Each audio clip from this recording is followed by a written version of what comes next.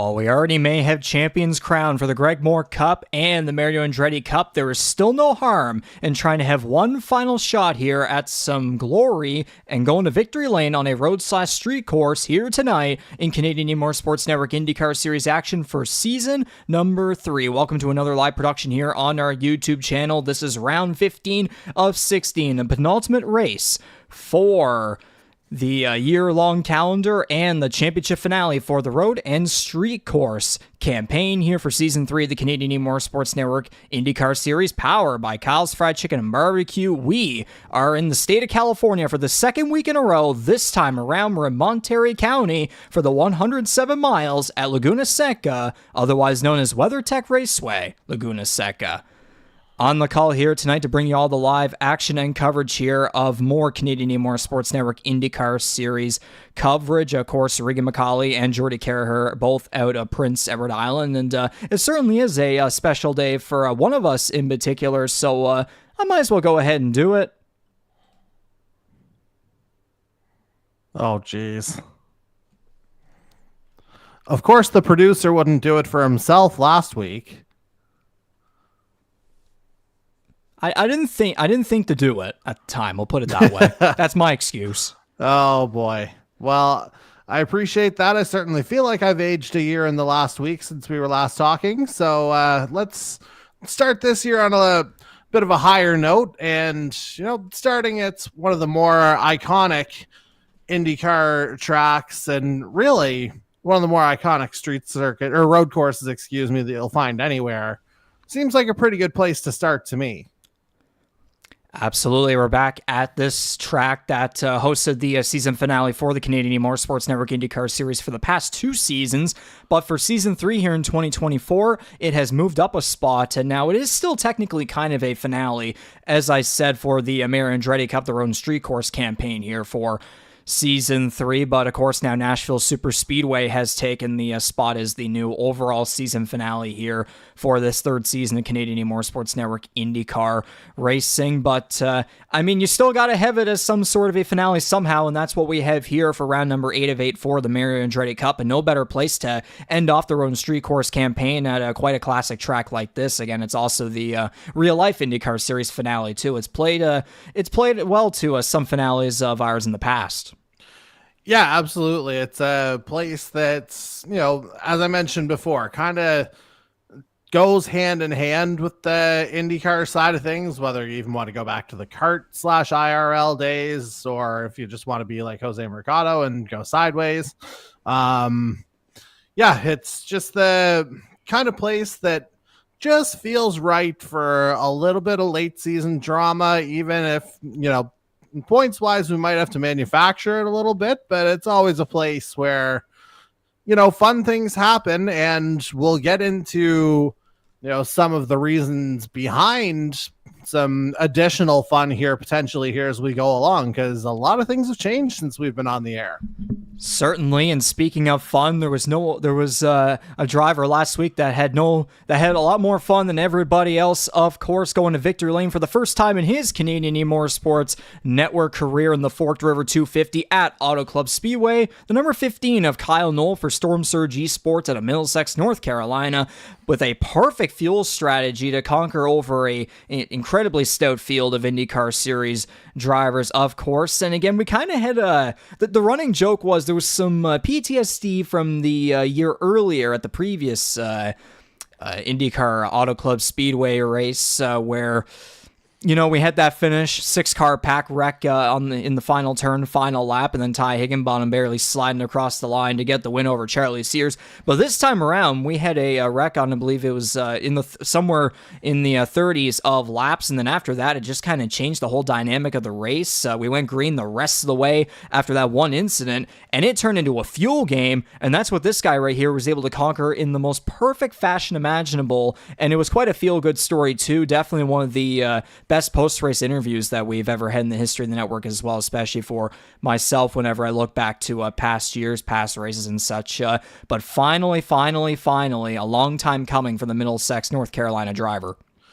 Yeah, absolutely. Like you said, Kyle, he judged it to absolute perfection once the kind of constraints or concepts of how the race could be run changed, because again, very much went to a one green stop format, as I should say, after that one caution, like you mentioned. And, there were a couple of guys who tried it, but ultimately Kyle Knoll wound up the leanest and the meanest of them all in terms of maximizing his fuel maps to get it just right, because he had some heavy hitters breathing down his neck at the end, but ultimately saved just enough to get himself over the line.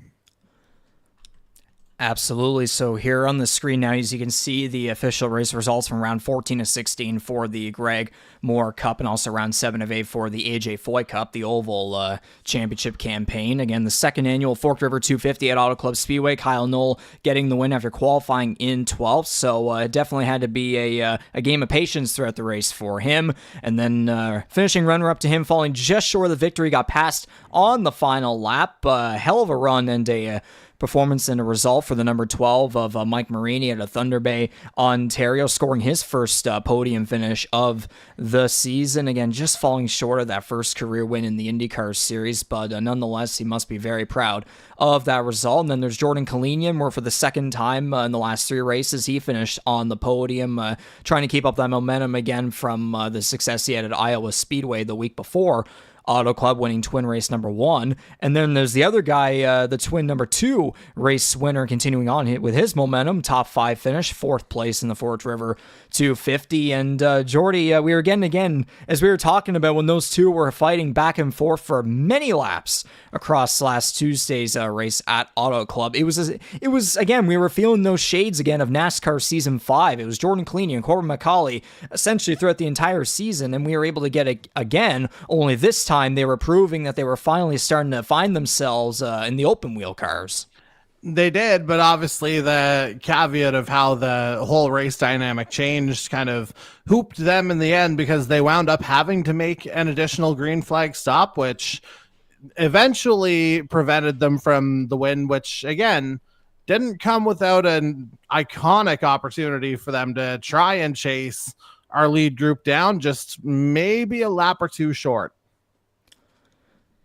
Exactly. CD Mangrum rounding at the top 5. Bradley Sexton, William Kern, Jared Ireland, Mark Roulette, and Charlie Sears are rounding out the top 10. And of course, guys like Hunter Young, Andy Hurdle, Steven Ellis, and Jose Mercado were victims all of incidents in some capacity. Young spun on his own and eventually was unable to finish. And then Hurdle, Ellis, and Mercado were caught up in that big one, as I was talking about, with around lap 35 or so, which sent Steven Ellis upside down the back straightaway. So definitely the results that those guys weren't looking for, and it shot them down the AJ Foy Cup standings and also the Greg Moore Cup points as well, which we're now going to take a look at here, which obviously the championship was already crowned last week at Auto Club. Bradley Sexton mathematically far ahead of the 7 of Andy Hurdle. He is now officially 2 for 3 on the season so far in championships. Still has that third one to try and go for next Tuesday night, Nashville Super Speedway. But aside from Sexton, still some good battles going on the rest of the way. Hurdle, Kalinian could have that fight there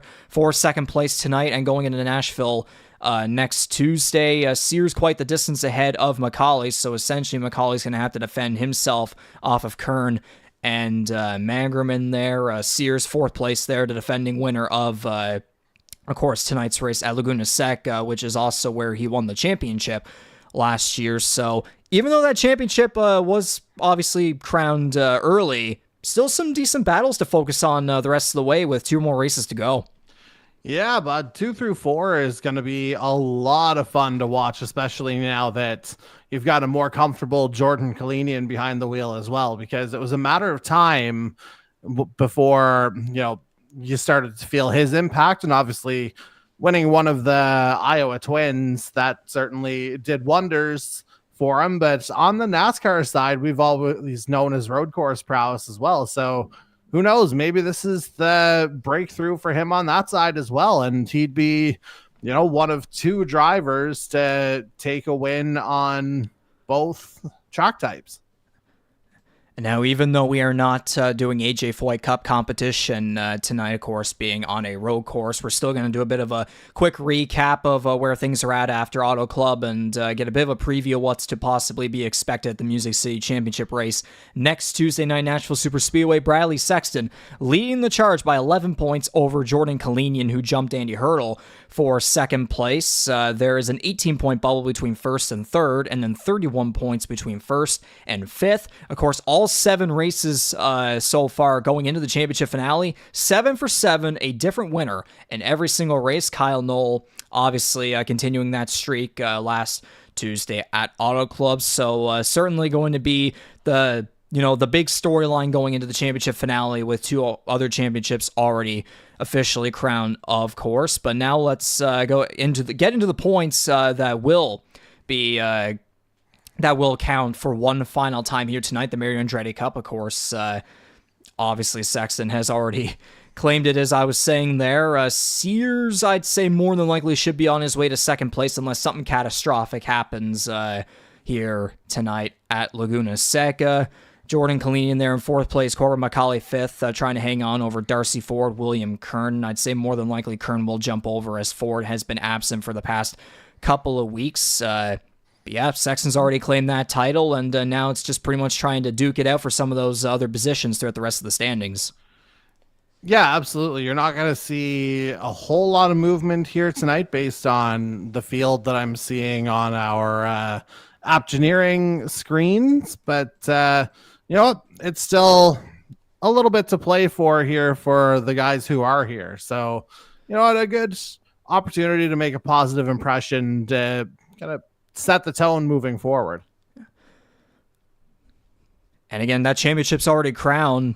Despite that, drivers still have this one opportunity to at least try and end the road and street course campaign on a high note by going to victory lane. Bradley Sexton in particular, obviously 6 for 7 thus far. He's going to look to go 7 for 8 tonight, which again, it's not going to be perfect. Not going to be able to go 8 for 8 because of Charlie Sears getting that win back at Mid-Ohio, but nonetheless would still be quite the the cap right there to an outstanding campaign by Bradley Sexton. Qualifying here has just gotten underway, so we're quickly going to get through everything else here. Bradley Sexton, of course, leading the Rookie of the Year standing still, as per usual. He's already clinched the Rookie of the Year award by quite a large margin there. Jordan Kalinian should be well on his way to second place. William Kern in third. There might be some duking it out the rest of the way between guys like Bryce Fontaine, Jason Heaney, Steven Ellis. We'll have to wait on that in a little bit here, depending on driver attendance and all that, and how next week goes, of course. And then to wrap it all up, of course, this already was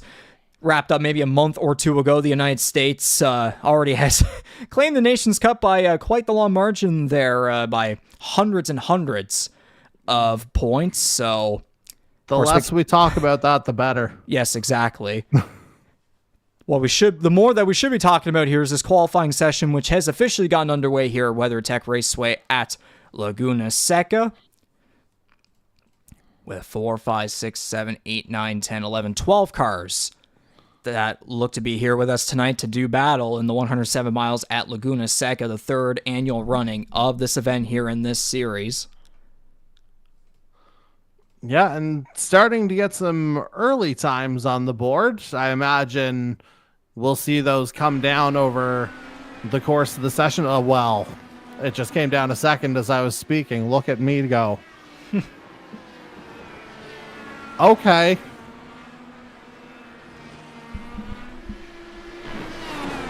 At some point, I'd hope to get on a driver here and try to do a live hot lap. I know it was either the last race or the race before where you tried doing that, Jordy, and we had to go through about 3 or 4 drivers to finally get that perfect perfect lap.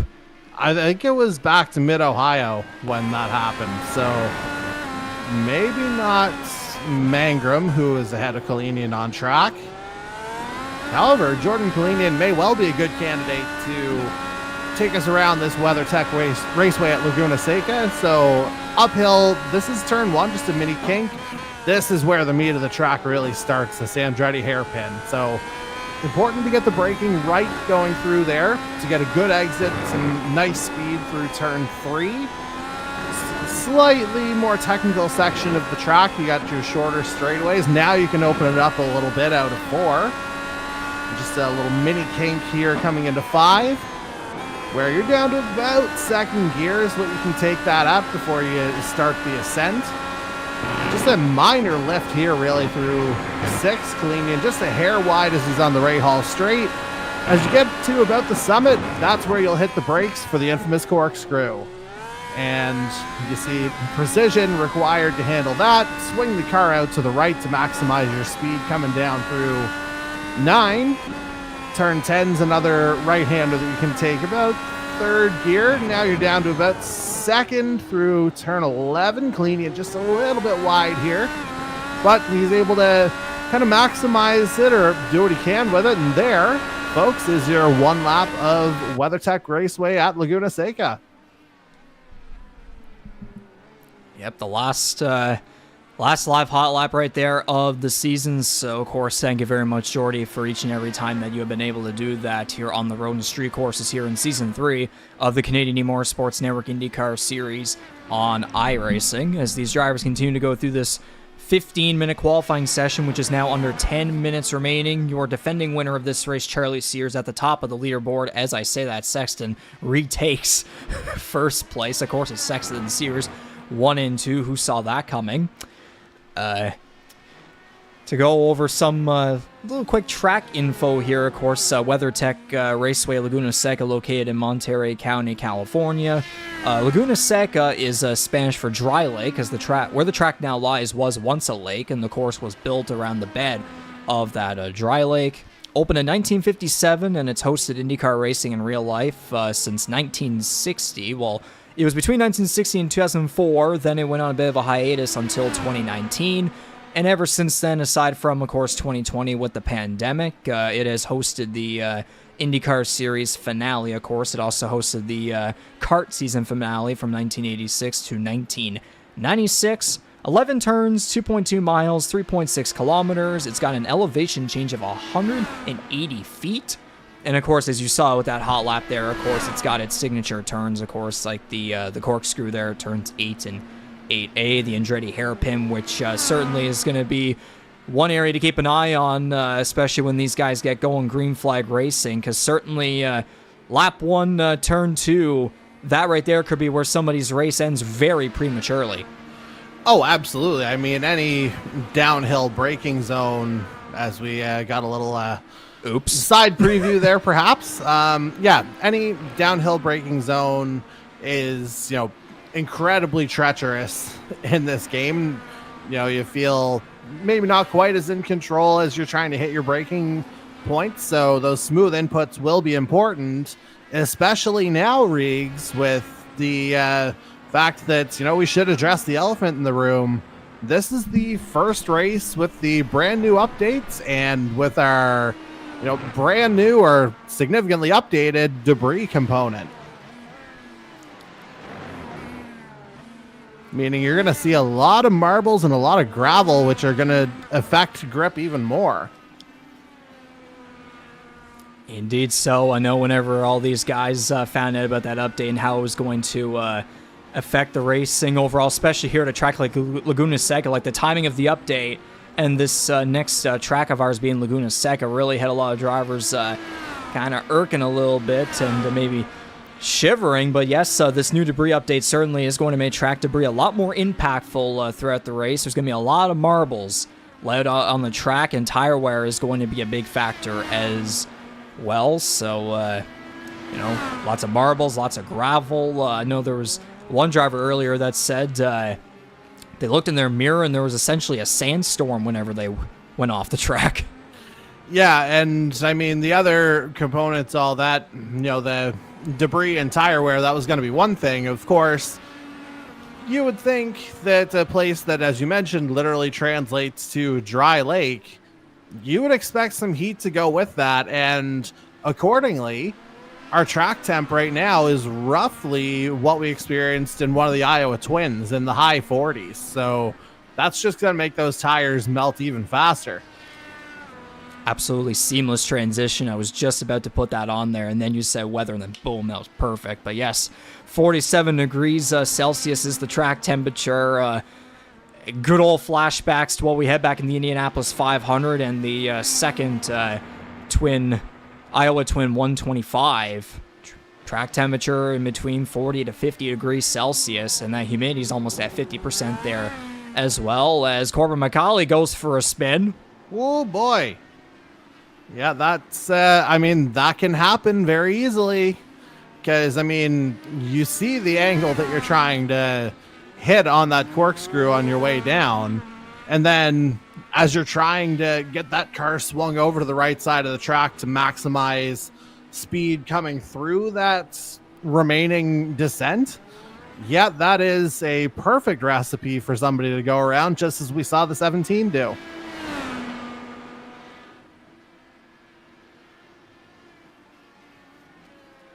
Yeah, and we already have that a report of the state around the corkscrew, particularly the entry to the corkscrew, gravel and marbles galore. As Magram goes off into the barrier. Well, that might be yet another byproduct of it, because where was he off? About 3 or 4? There, yeah. So just coming out of the pit lane, so maybe some marbles carried out of the Andretti hairpin, which would not be a surprise at all.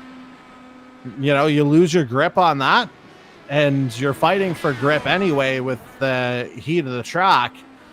Yeah, this could be a whole different beast.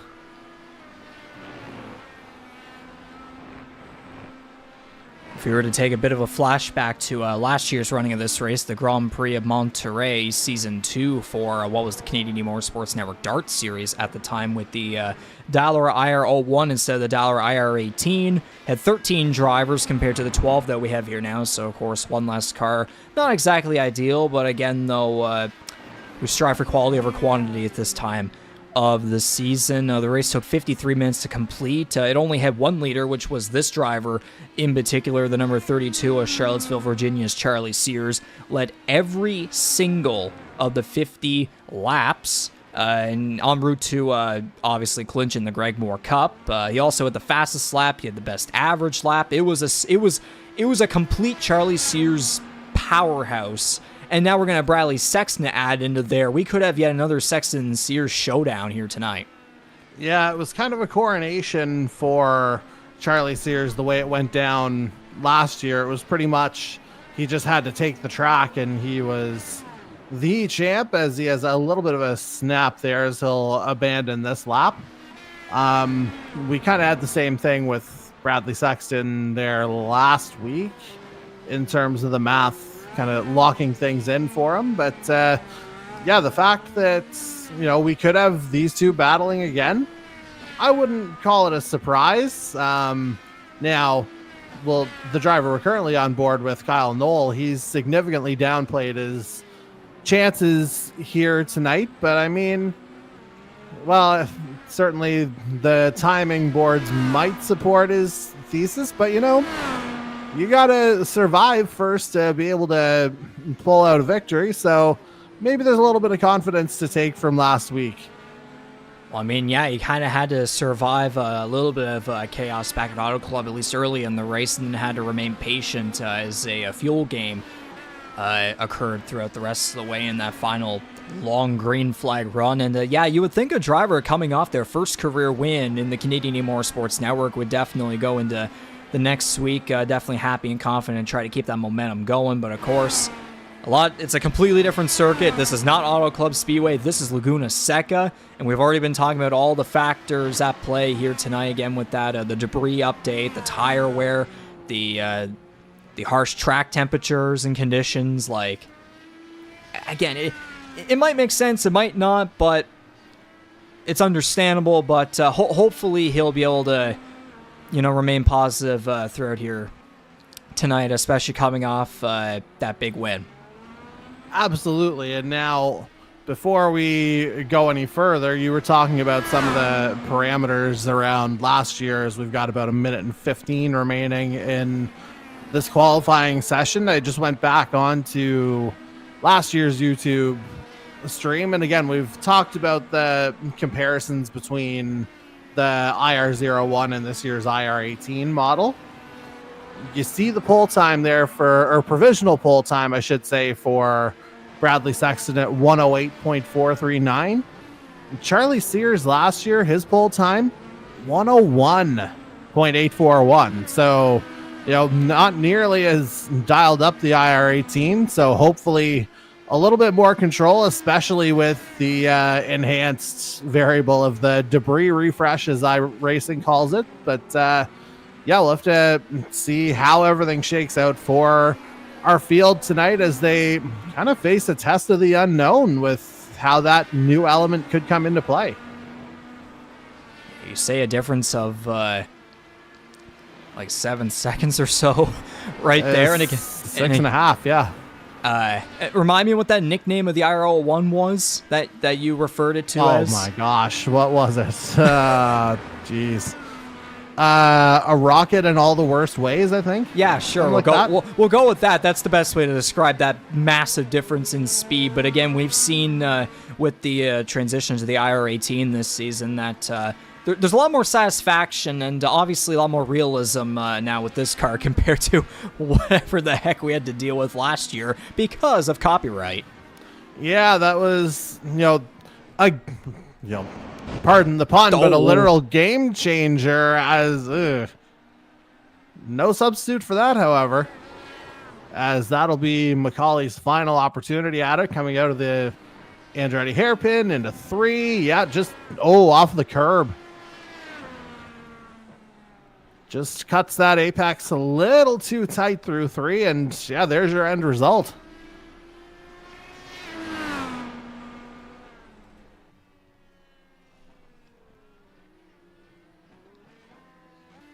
So the qualifying session here for the third annual 107 miles at Laguna Seca has just gotten wrapped up, and it's Bryce Fontaine.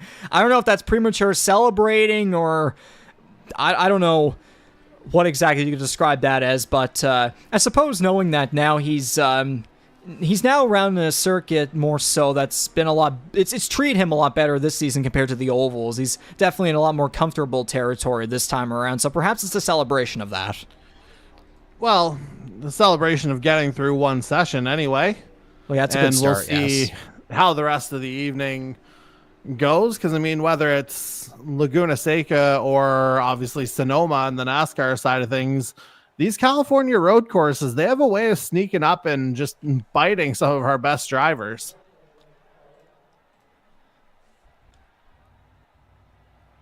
Indeed. So our 12-car field is set here, and they will line up, looks to be on the front straightaway here, and we're going to get word on how we're going to exactly introduce the starting lineup and how I'm going to go into iRacing race control here, give these guys a quick message, and send them off to the green flag for, again, 48 laps and 107 miles here at Laguna Seca. It's going to be, obviously, 2 laps less than last year's race, so maybe a little bit quicker of a run. It took 53 minutes to complete last year, and again, with the road and street course races having no cautions, you got to go green the whole way.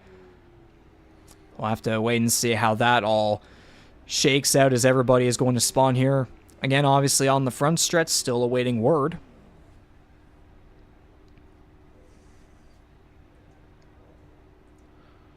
Yeah, haven't heard anything one way or the other.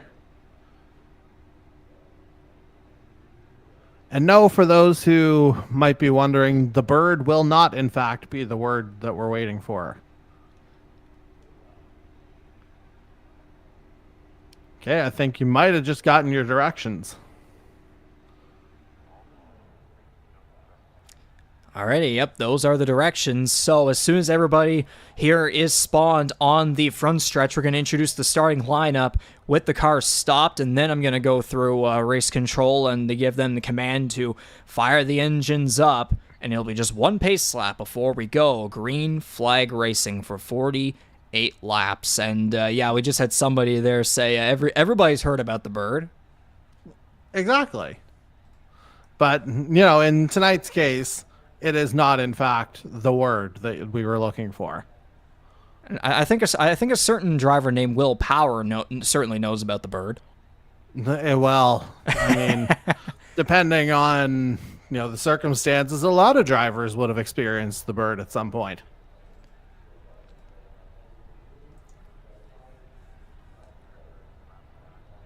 So still waiting on, I believe, 2 drivers to spawn here on the front stretch, and then we'll introduce each and every one of them.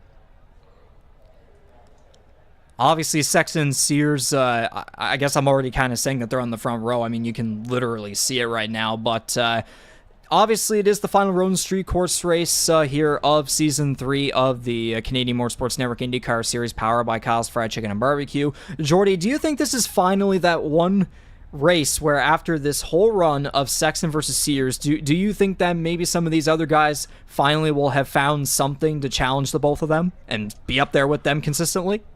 So, under normal circumstances, as much as I love the guys, I would probably say nope. But okay. Tonight, because of that new debris variable, I think that does open it up a little bit more for guys a little bit further down the field to potentially take advantage if someone happens to make a mistake in front of them. So, that's a completely new thing that our drivers are going to have to navigate, to the point where they were literally downloading that update today. So haven't fully had the time to kind of work out the physics of all that. So, if someone does have an issue up ahead, I think there is potential for, something a little bit different to happen. But you know what? Whoever stays coolest behind the wheel is ultimately going to prevail. Indeed, and now to all these cars and stars who will look to prevail here tonight for one final time in road and street course racing for Season 3 of the Canadian Motorsports Network IndyCar Series. Let's introduce each and every one of these 12 drivers starting, of course, on the front row. We've already said these names multiple times tonight, and we no doubt are going to the rest of the way. Again, hopefully there's no commentators jinx on them. Starting on the pole once again, driving the number 21 car for 499 Racing out of Fishers, Indiana. Already your Greg Moore Cup and Mario Andretti Cup champion, but looking to go 7 for 8 here on road and street course action. That is Bradley Sexton. And then alongside him, driving the number 32 car, also for 499 Racing out of Charlottesville, Virginia, your reigning IndyCar Series champion, and, well, no longer technically now. But your reigning winner of this race in particular, that is Charlie Sears, looking for his second win of Season 3. Moving on to row number 3, where again it's the 2 guys from NASCAR Season 5.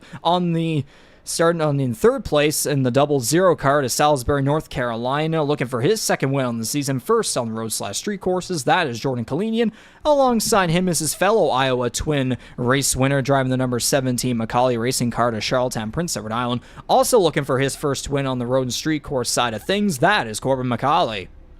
All right, rounding out the top 5, we head back to the 499 family, where we find its newest member in the number 7 of Andy Hurdle out of Dayton, Ohio, having qualified 5th. And then we go to last week's race winner, Kyle Knoll, driving the number 15 Storm Surge Esports entry out of Middlesex, North Carolina. On to row 4 now, we head to Laverne, Tennessee now, where we find the number 22 Hyperdrive Esports entry of Bryce Fontaine, just inside the 110s and, just 13 1,000ths ahead of Jose Mercado in the number 41 GTR Motorsports IR18 out of Kissimmee, Florida. He'll start 8th.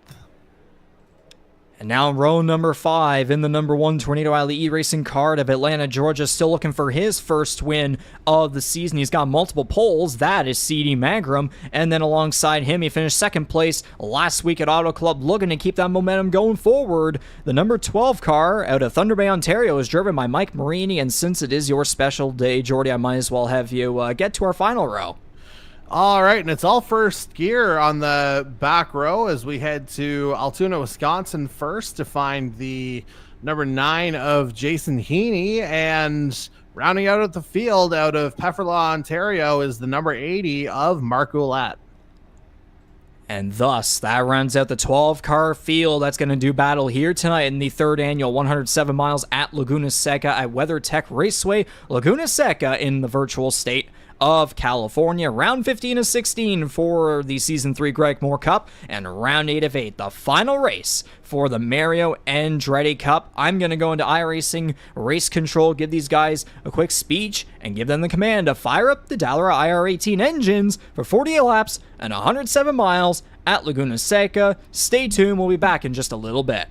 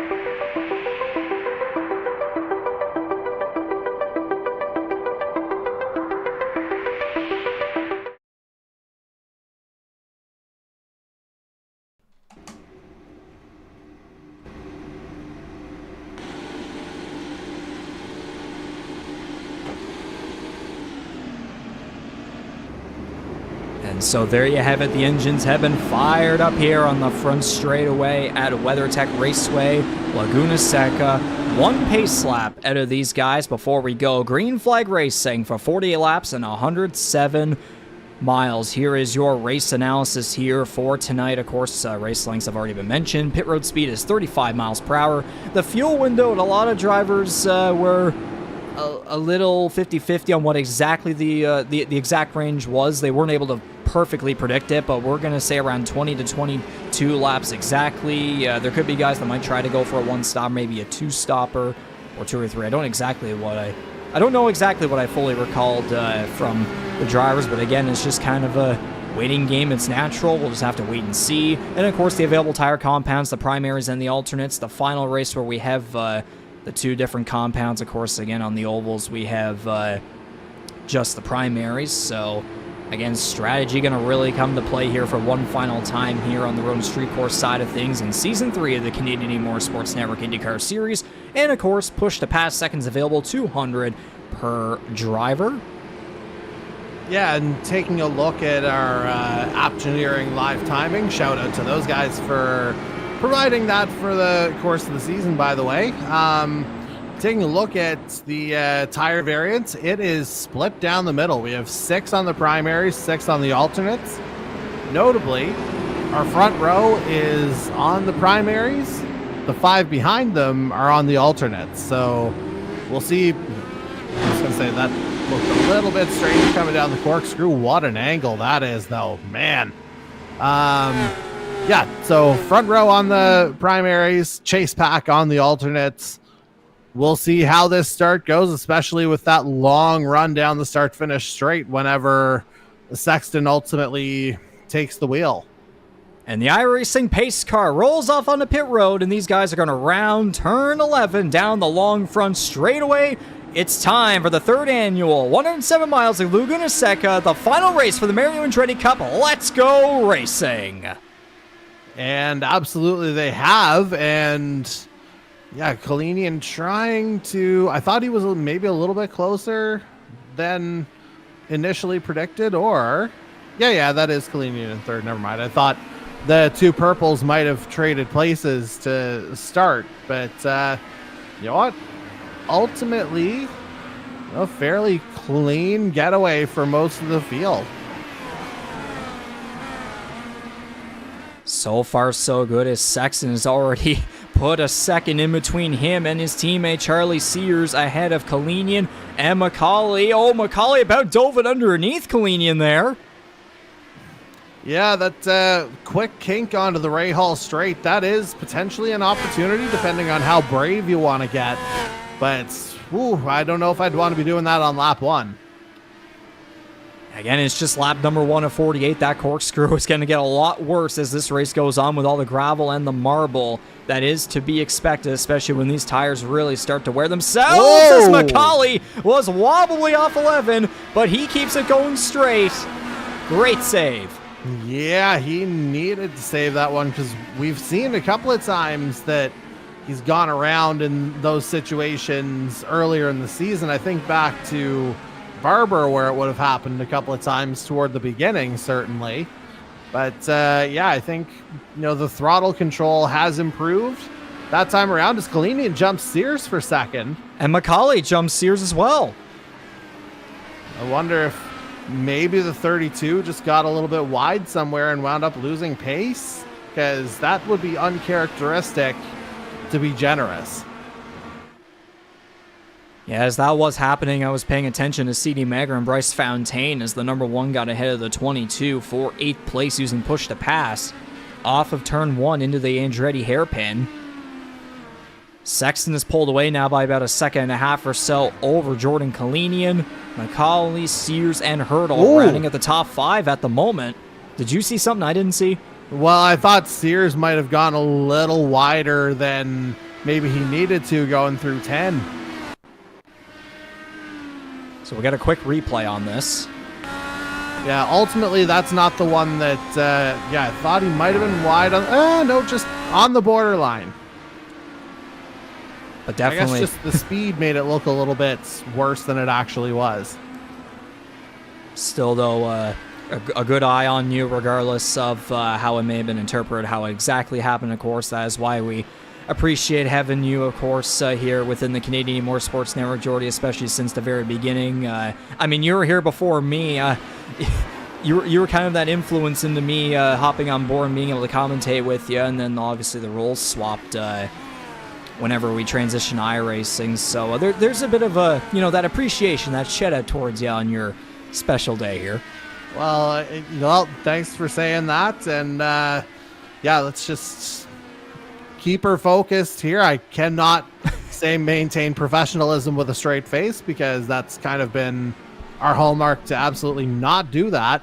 Exactly. And, that's what kind of makes us unique in the overall grand scheme of things, I think.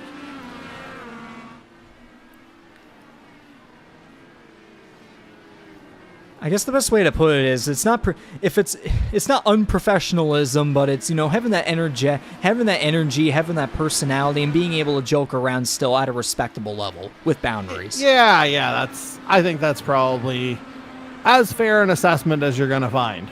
Now, behind the scenes, that might be a different story, but we're not going to talk about that. Oh, 100%, yeah. Now, lap 4 of 48. It's been all Bradley Sexton, but it looks like Kalinian might be starting to slowly decrease that gap between those two. Wow, that's a wild angle.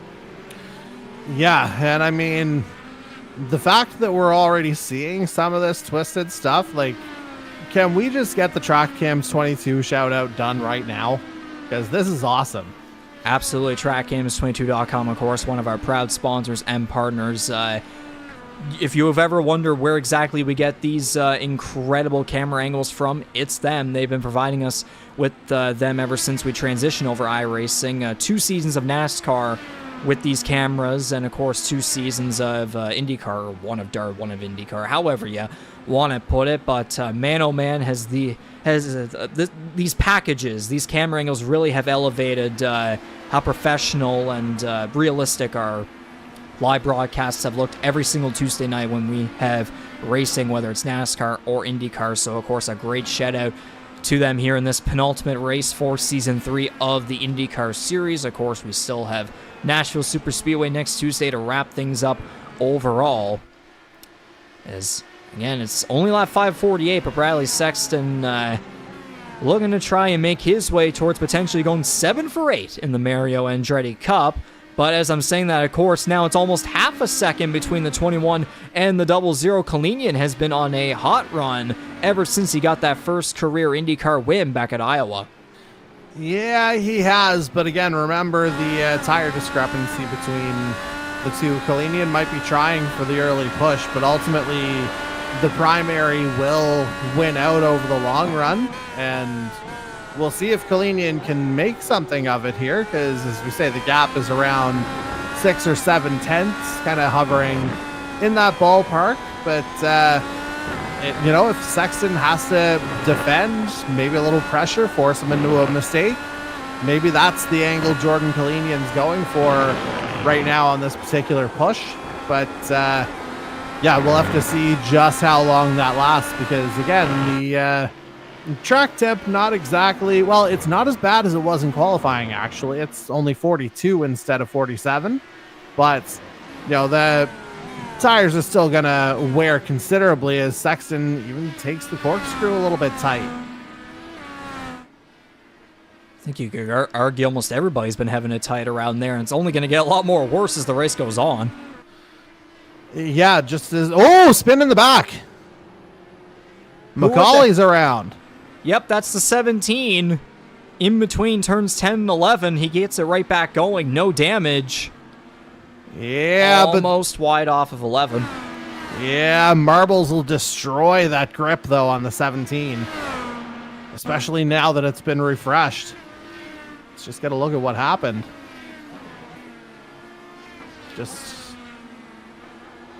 Over the curb again. Remember that in qualifying. Remember that. Yeah, it was turn 3, I believe, in qualifying when he went around. But yeah, just trying to clip those apexes a little bit too tightly here. Might need a slight modicum of restraint. Yeah, over that red curb. That's the one that did him in last time.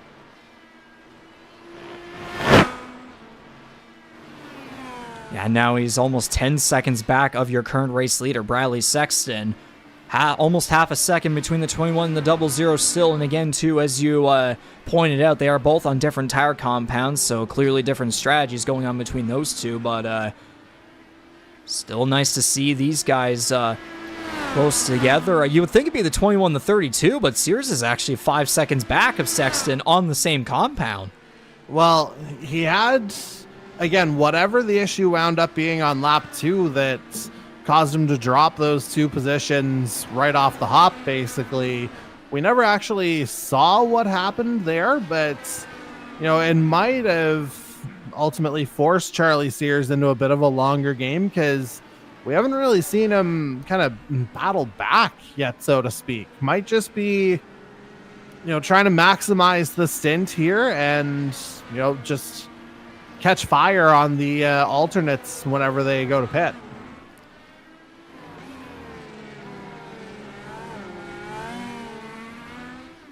So that margin between Sexton and Kalinian kind of going back and forth between about 7 and 9 now. Tenths apart. Sears 5 seconds back.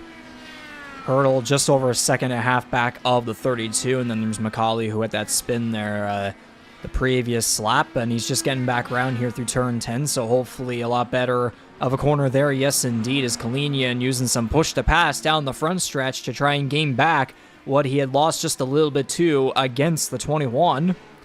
Yeah, he had to watch the breaking point there. Did go in a little bit wide, because there is an opportunity to absolutely hammer that apex if you get it right, but Kalinian was kind of more in the middle of the track surface as opposed to getting it nice and tight and maximizing the exit speed that he could have had. And even a little wobble there out of 5. You heard that slide of the tires. Well, you did. For those at home, I don't actually hear the iRacing sound, but for those at home, yes, absolutely. Yeah, I didn't specify who you meant, but yes. Yeah, just to be clear.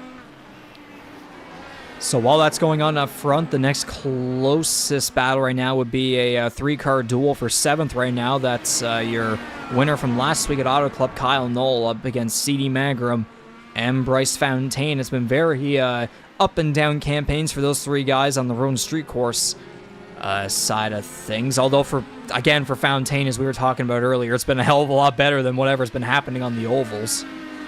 Well, I mean, yeah, the ovals, the guy just can't catch a break. Like, that's what it boils down to as much as anything else. So, you know, if he's able to get a clean 48 laps in, he'll actually get a run on Mangram here because it looks like he had a problem out of 11. Well, Mangram's on push to pass, though, so that's going to help him back anyways. His defense mechanism there, essentially, yeah. Yes. So, yeah, kind of, yep, all 3 of them taking that Andretti hairpin with a bit of a conservative outlook to be kind there, I think, as well, it seems like guys are settling into a rhythm here a little bit, although we'll see if Fontaine's able to try something.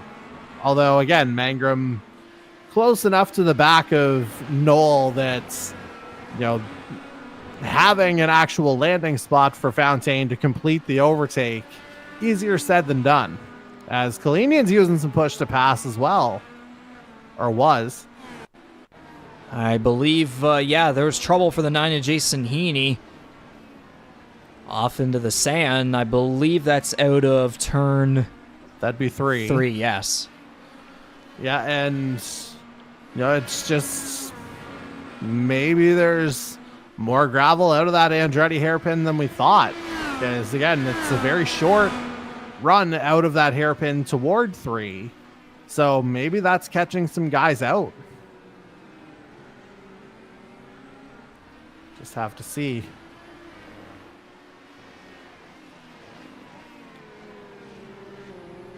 So now lap 11 of 48 still remaining. A Bradley Sexton domination show up front. Of course, Kalinian keeping it close, still making sure that he's not getting away too far. Again, still early. Yeah, absolutely. And, you know, if Kalinian can keep the pressure up, that, you know, could, again, potentially force Bradley Sexton into a mistake. He hasn't made many of them this year, and when he has, he's been able to kind of rectify it. But as the race goes on, I think you'll find it seems like it's going to favor the guys who started on the primaries. So I think you'll eventually see Charlie Sears make his way back up because the track temp continues to fall. Here it's down to 40 from having been 47 or 48 in the qualifying session. So the cooler it gets, the better off the alternates will be in terms of maintaining a grip level in that second stint. So those on the primaries right now, I think it seems like that's the right way to have gone.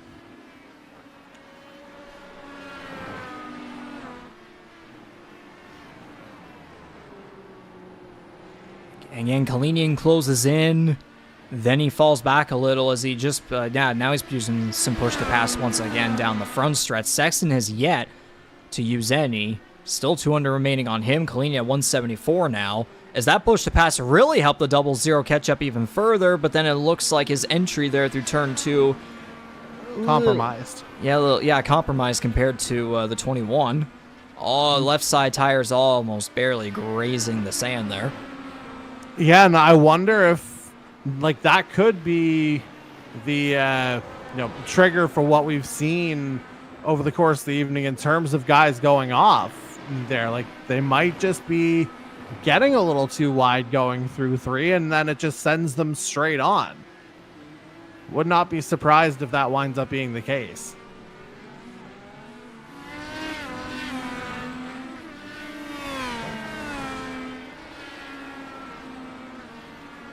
So yeah, while Bangarang a couple laps back there was defending himself away from Bryce Fontaine, now he has Kyle Nolan in his sights to go for 7th place. At 8/10 or so separating those two. Noel on the alternates, Bangarang on the primaries. There's a lot of tire compound parity throughout this field. If you look at primary, alternate, primary, alternate, primary, alternate, it's a roller coaster. Well, like I said, it's a dead split right down the middle, 6-6 in terms of what drivers are on. So very much a difference of opinion, which again could have been influenced by the update to iRacing as well, and a little bit of unpredictability there in terms of what would kind of handle or work best. Was that Ouellette with a spin out of 5, or Marini, sorry. Yeah, that'd be the 12 of Mike Marini. I had the wrong Ontario guy. Thank goodness he slammed on the brakes there. I believe that was coming out of turn 5. Yep. Because if he hadn't have reacted so quickly there, he may have very well been on his way to slamming into that barrier head on. Well, if he'd done it through 6, like guaranteed it would have been, because it would have been just that much faster on impact. Because 5, it is a bit of a forced braking zone down to about 2nd gear to take it properly. So yeah, that speed difference definitely playing a factor in there as Kalinian started to fall back a little bit now behind Sexton. Now it's about 1.3, the interval between them, now in lap 15 of 48 in the 3rd annual, 107 miles at Laguna Seca. Mark Ouellette has fallen a lap down. 11 cars left on the lead lap. Yeah, and that could be Kalinian trying to save a little bit too, because you'd have to think that push to pass would do an additional number of punishment on those alternate tires as well. As yikes, it's a very awkward spot there, but kudos to Mark Ouellette for kind of making sure that nothing happened there, I guess would be the best way to put it. Because I mean, that turn 6, you are flying through there, and when you're approaching lap traffic, those reflexes have to be at their best, but you have to be able to trust the guy that you're lapping as well to not do anything outlandish.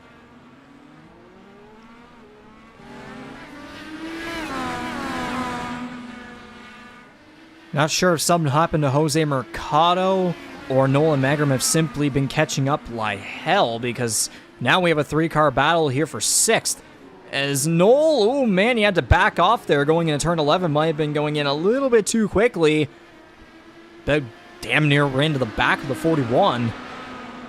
Yeah, it looked like in an effort to catch himself, definitely it looked like the back was almost about to go out of that 15 to send him around. But, Noel able to hang on to it.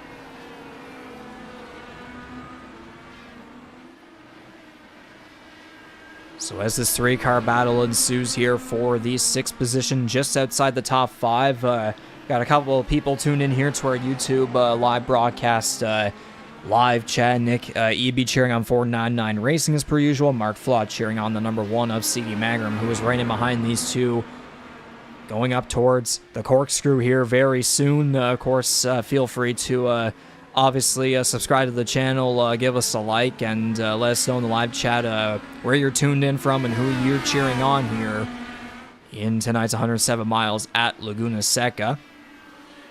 Yeah, I mean, shout out to I'll do some live math here. It says 19 watching, but I assume, Riggs, that you and I will at least account for 2 of them to make sure everything's running okay.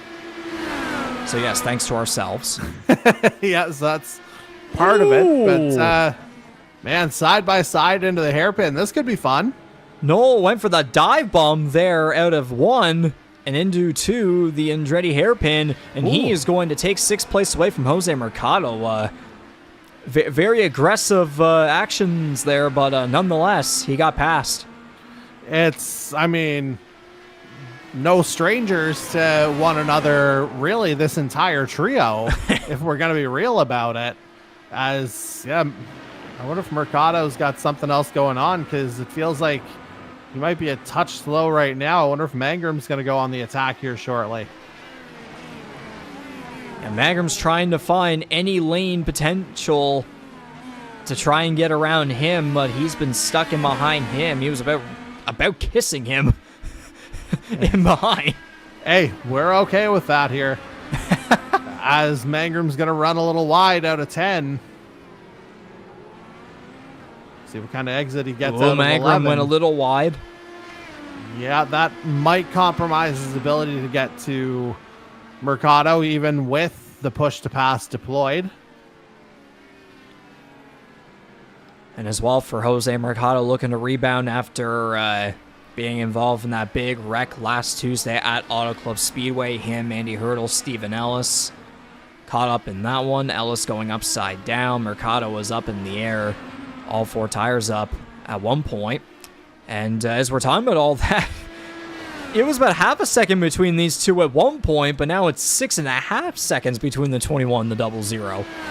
That, my friend, I would suggest is the difference between the alternates and the primaries finally deciding to show itself, with Sexton on the primaries being able to hold out just that little bit longer and manage a little better.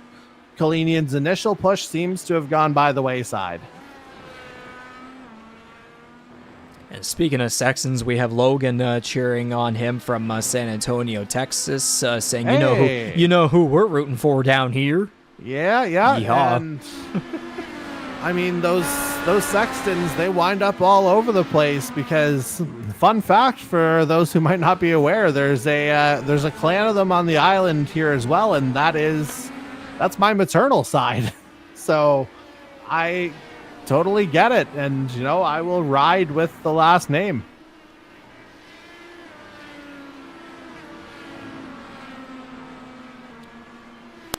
So as that separation continues to build there between first and second place, everybody else remaining relatively comfortable where they are from third to fifth. And then, of course, Noel has Magna Mercado right behind him. It's still that three-car battle for sixth place, as Mercado had an issue there just before entering the corkscrew. And you may have seen, I'm not sure what your quality exactly is. I don't know if it's improved at all on your end there, but I'm sure that entry there into the corkscrew, you must have seen what was there on the racing surface. I mean, how can you miss it now? Like, that's again. Oh man, sideways. Yeah, snap of oversteer out of 11, and looks like, is that going to be Kalinian bearing down on him to put him a lap down? Or was that another purple people eater? That's Fontaine. Okay, so that is, for position. So that's going to bring Bryce Fontaine back into it. Too many purples. Yeah, he's currently ninth. The last car on the lead lap, it's Jason Heaney and Mike Marini, who have also fallen down a lap. Likewise, Mark Roulette. There's your first hitter right there. Yeah, we're just getting to that fuel window. Jordan Kalinian, the first driver down pit lane. Yeah, so this could be telling here, because, again, if that fuel window does hold true here, you're looking at a two-stopper, but we'll have to see if Kalinian's able to find 4 or 5 laps to stretch here as he goes on to the primary compound.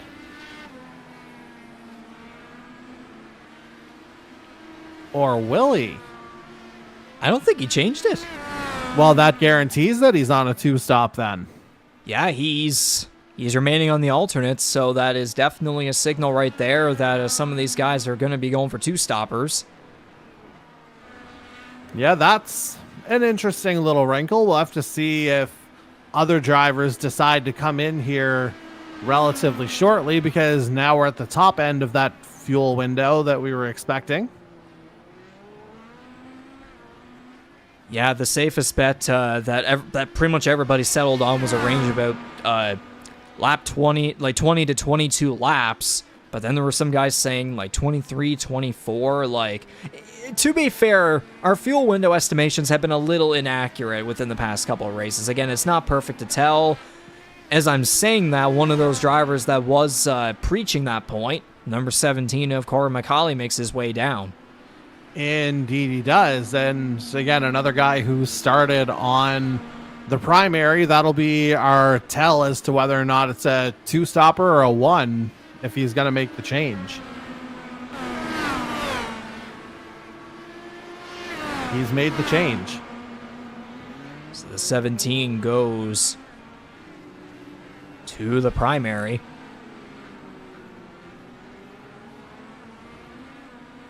He'll drop back to 9th. Kalinian holds firm in 4th at the moment. Go ahead.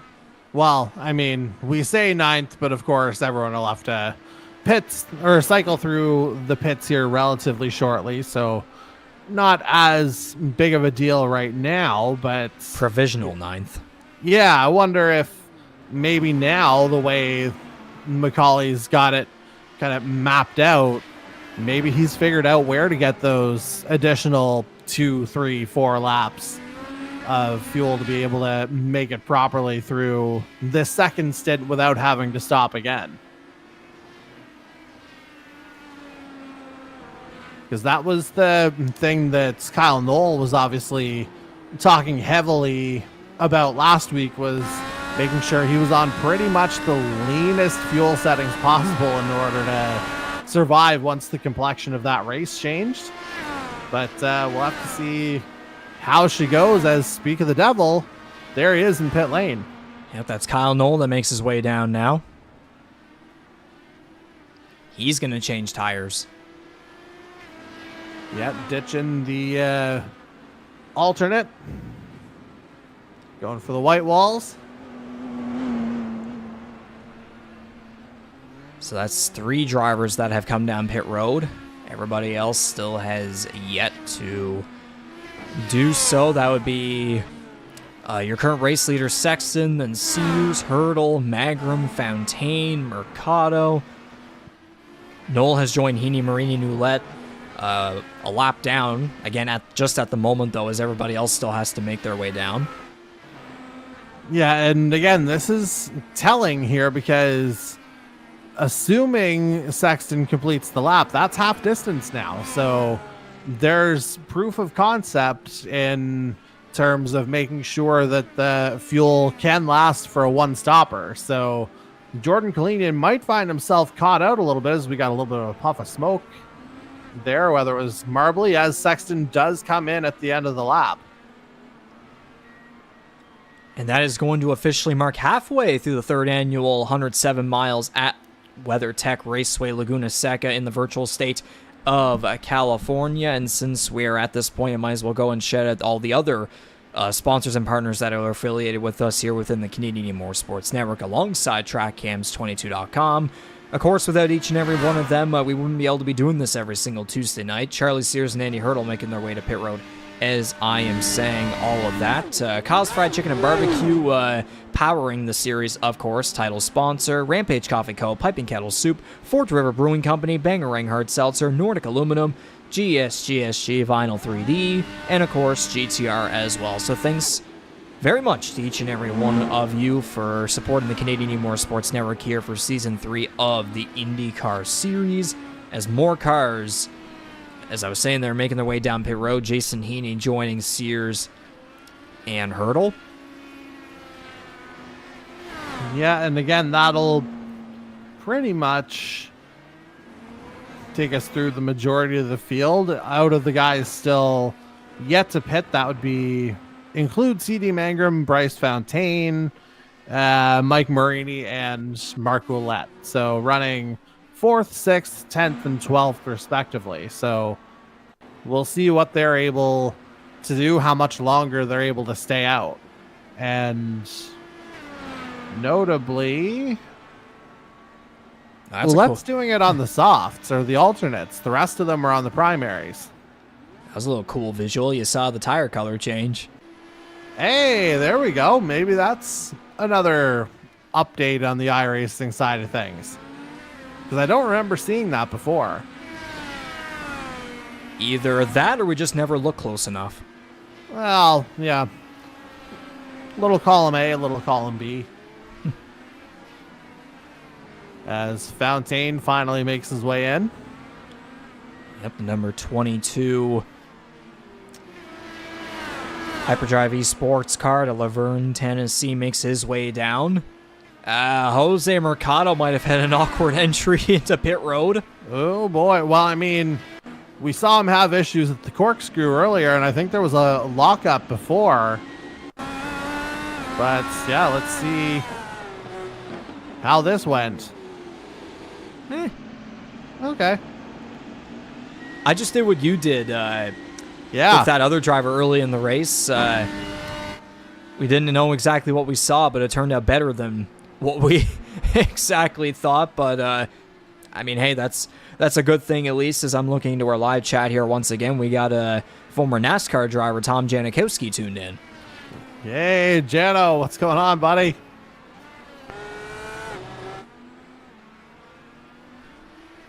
As Mercado makes his bit tight. Yeah, Mercado makes his way out, and he's going to remain behind your current race leader, current and still your race leader after pit stops, Bradley Sexton, as Mercado went a little wide there.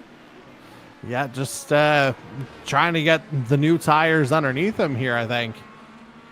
As looks like Mangram's finally made his way in. And Marini. So again, that leaves Mark Ouellette as the only driver who's yet to come in, and he started on the alternates.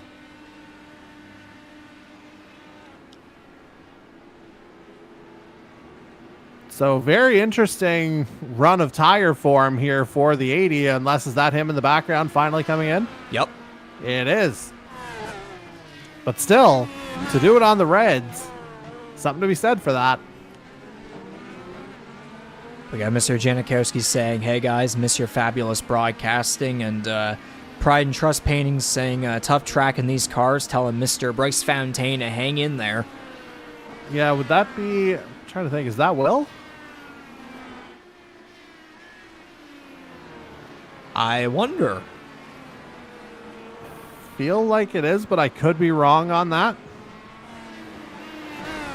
Certainly wouldn't be the first time at my even more advanced age now. Hey, I got it. Yes.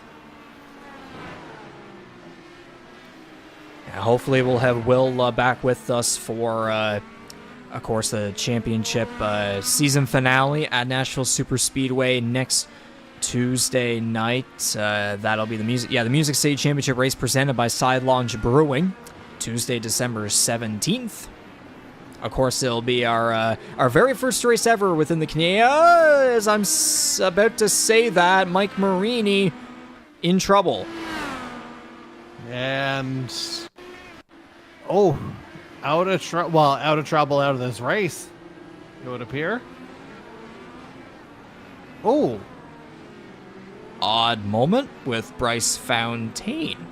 Yeah, that was... I don't know if there was a little bit of a checkup there, or... Yeah, Marini's done. Yeah, that one... I mean, we've seen weirder things. True. And I mean, there would be nothing out of Fontaine's, resume so far to suggest any malice behind that. We certainly don't know of any history between Fontaine and Marini, so I think that was just a odd racing incident at most. But it certainly affected Fontaine, it appears, as he's back in pit lane. And that definitely might be playing a factor there as to why he has returned to pit road. He is a lap down. 6 cars are left on the lead lap. Before that happened there, of course, I was talking about next week's race at Nashville Superspeedway. It'll be our first ever time there within the Canadian E-Motorsports Network. Console iRacing. We have never been there yet. And to have it as the overall season finale with the Dollar IR18s, certainly going to be quite the dynamic difference in a way, compared to what we have here tonight, Laguna Seca, and compared to all the other ovals, where it's just going to be yet again another race of unpredictability, that's pretty much been the word for the entire oval campaign this season. It has, and again, the other bigger overarching variable in all that, it's still a championship race. So guys, with that unknown in play, the ones who are still in shouting distance of the AJ Foyt Cup, they're gonna have to be at their best on a track that we haven't seen in the network's history in any form.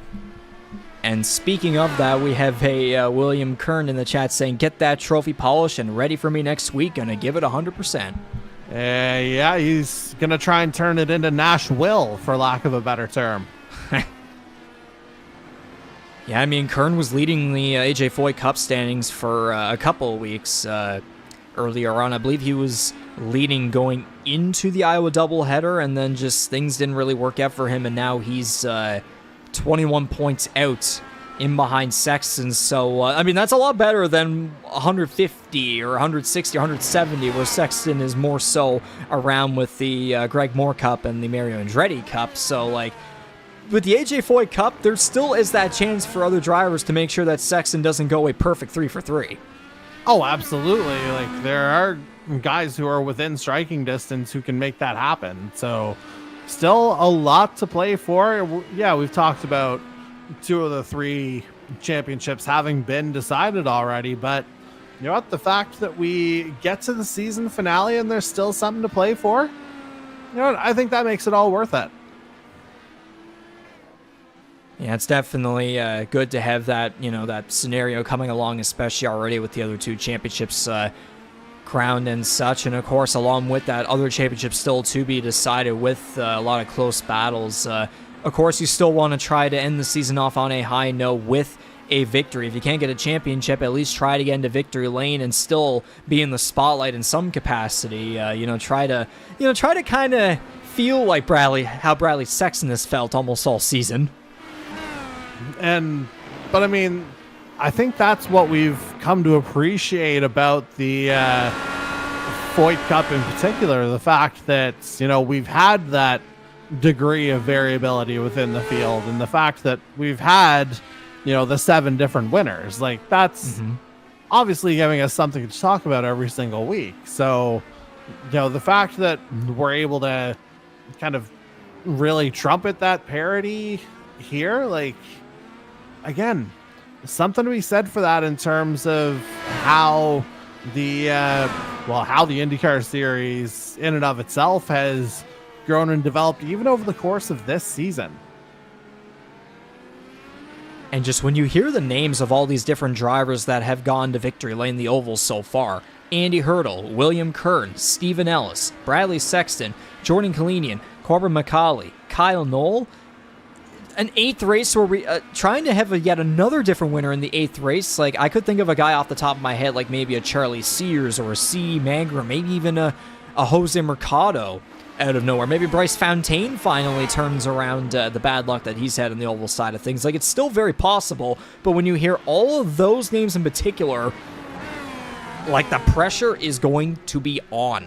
Well, the fact that our reigning series champion hasn't won on an oval this year is absolutely mind-shattering to me.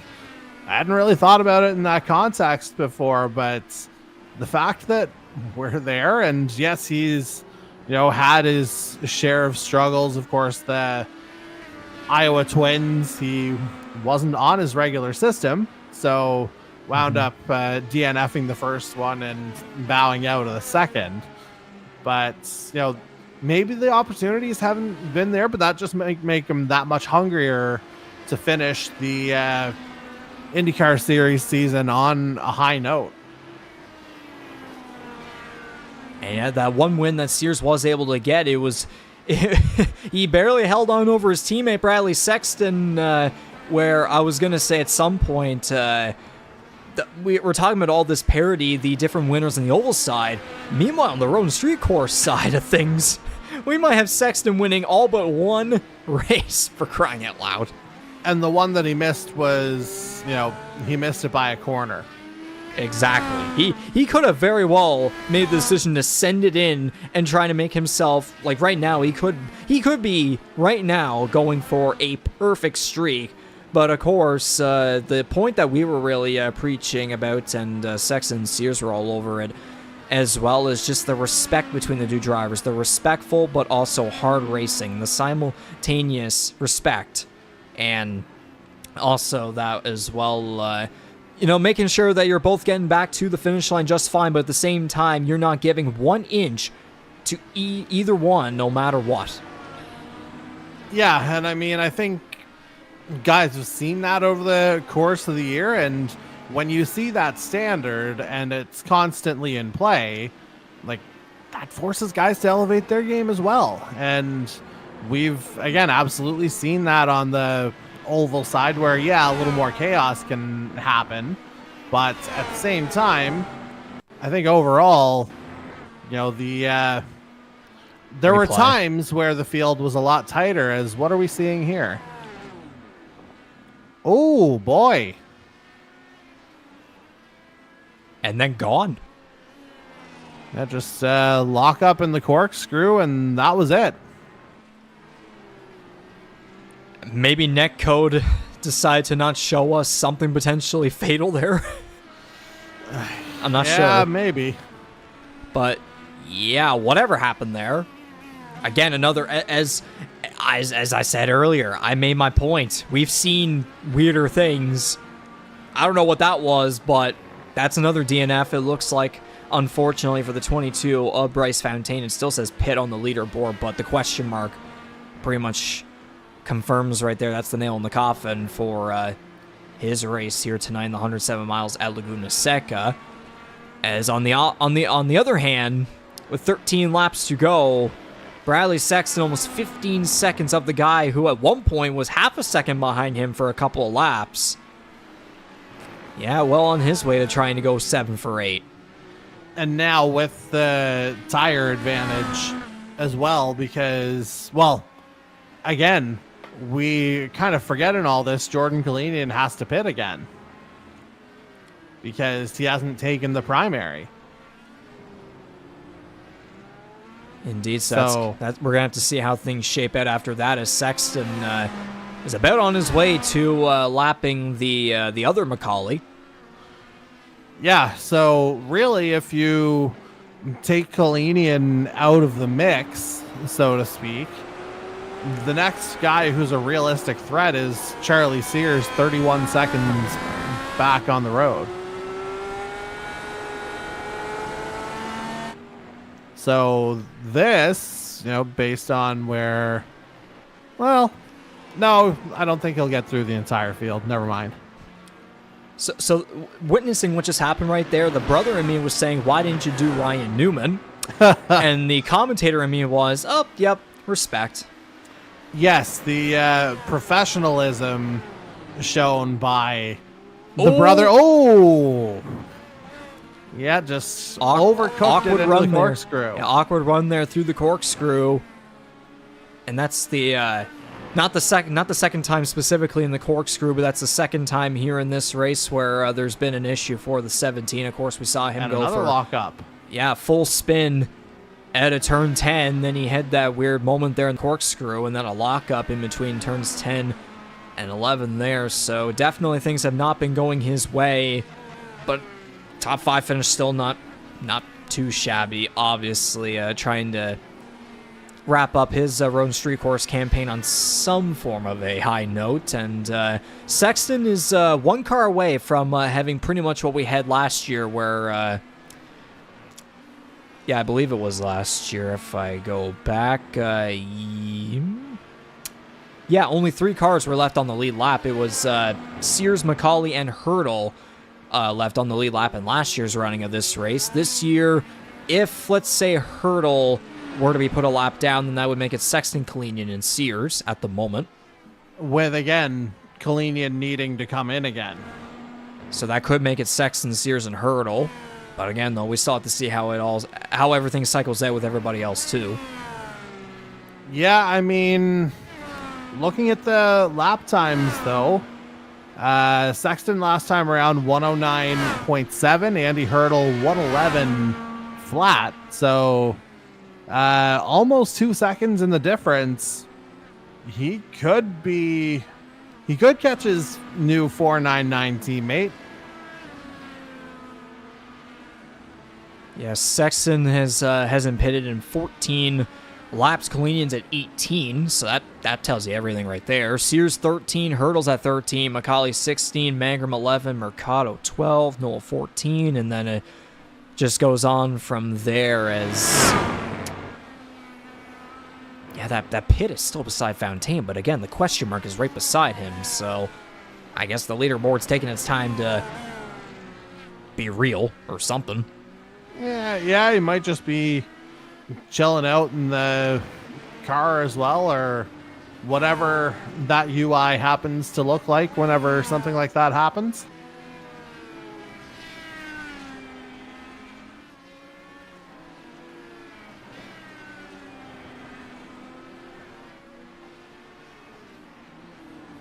Okay, we have an explanation in the YouTube chat, as a matter of fact, from the 22.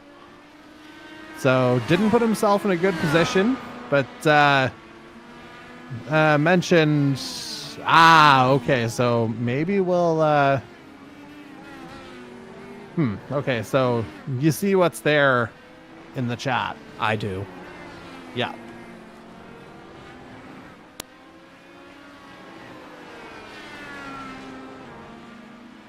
Unfortunate to see for the 22 Bryce Fontaine. Just I would agree with what he's saying there. He had a lot of high hopes going into the season, and we saw a lot of flashes of brilliance during all the positive times, but just nothing has been able to go his way this season. No matter what. I would even argue no matter the circuit. Of course, he does have a multiple top 10 finishes, maybe 1 or 2 top 5s in there on the road and street courses, but even with that, it's like it sounds like he definitely had a lot more anticipations, a lot better expectations, even with some top 10s. Yeah, but I mean, with all the stuff that didn't go his way, like, you still gotta give him the shout out for that performance at Mid-Ohio a few weeks back on the broken foot. So yes, that's a memory of this season, quite honestly, the fact that he was able to kind of gut that one out, especially since Indy 500 qualifying followed right after. Gutsy night from him. Well, that does kind of remind me of a certain real-life story, driver with a broken foot, because in the real-life racing series that I work within, whenever the series debuted back in 2023, there was a driver that had a broken foot going into the season. They were still able to race all races except for one. Substitute driver was in for one of them. And not the best of seasons ever, but he was able to finished second, I believe, in the second to last race. Then he won the season finale. And then 2024, he went out and won 4 of 6 races and went on to win the championship. So if Bryce Fontaine's hearing this, I'm just saying, could there be a replication of that maybe? Virtually? Hey, keep the good foot in it, right? Exactly. So if you hear that story, then maybe there's some motivation there to kind of kick back and, I say, what a pun. Kick back and get the job done next season. Yeah, just, put your best foot forward and we'll go from there. There's been too many times where I've said something and then it doesn't kick in until, as Kalinian goes to pit row, by the way. Yeah, almost a foot and mouth problem there, for lack of a better. Okay, so we'll stop there. Oh, man. But, I mean, this is what happens when you see the gaps open up as they have tonight. We might have a little fun with that. Foot and mouth gaps open? What? Not touching that. Moving on. Yep. I was eventually going to get to a point with Bradley Sexton. Just check back in my statistics that if he were to go and eventually end up winning this here tonight, this would be the 5th time this season up to this point where he would win from the pole. I mean, he did it at Barber. He did it at Long Beach. He did it back-to-back in the first 2 races of the season. He didn't do it again until Montreal, Circuit Gilles Villeneuve. And then he did it at Belle Isle, where he was able to not be a victim of whatever the hell happened that night. Yeah, that was... Well, he was, though. But he battled back from it. We forget that part. He actually was. Not the kind of victim... Not the kind of victim in... like others were. I'll put it that way. No, but I mean, it wasn't straightforward by any means. Yeah, still had to make his way back up, of course, but definitely not a victim like Jose Mercado or Jordan Kalinian, Corbin McCauley. Not that kind of victim, but certainly a victim in his ways. But Kalinian went wide there. Yeah, and notably, Kalinian retaining third after making that second pit stop and getting on to the primaries for what will wind up being, I believe, an 8-lap stint here. So should remain on the lead lap, you would think. But who knows at the rate this guy is just jetting around. Yeah, he'll be coming to 4 laps to go this time by in the 3rd annual 107 miles of Laguna Seca, as I said a couple minutes ago. Looking to, for the 5th time this season, to win from the pole. And again, no better way to end off his outstanding road and street course campaign, going 7 for 8. Got the championship back at Belle Isle in the penultimate race, and now here in the championship finale, capping it all off with a win. Maybe. Yeah, well, I mean, not much stopping him right now, I don't think. But, certainly 2 laps closer than I had anticipated in my last analysis. For some reason, I think I was thinking about last year, I had a 50-lap race in my brain. So, 2 laps less to think about for these guys. And I'm sure for some, 2 laps faster to just get the heck out and survive. And judging by qualifying, the way the top 3 is right now, it would be the exact same as how qualifying was. Sexton, Sears, Kalinian qualified 1, 2, 3 going into tonight's race. So it'd be a qualifying and a racing podium here if these guys are able to hang on from 1st through 3rd. Andy Hurdle qualified 5th. He's moved up 1 position. Magram started the race 9th. He's now in 5th. McCauley 4th to 6th. Mercado 8th to 7th. Knoll 6th to 8th. Jason Heaney would be 11th to 9th, so a top 10 finish for him, along with Mark Roulette, who started 12th. And then Fountaine and Marini, it tragically doesn't matter. Yeah, early ends to the night for both of those guys, unfortunately, and potentially caused in the same instance. We'll have to kind of look at things. We know Fountaine tried to soldier on, just ultimately didn't work out for him. Certainly not the way it's working out for the guy on our screen, who's looking very much like he's on the path to, as we said, 7 out of 8, which is just an astounding run of form.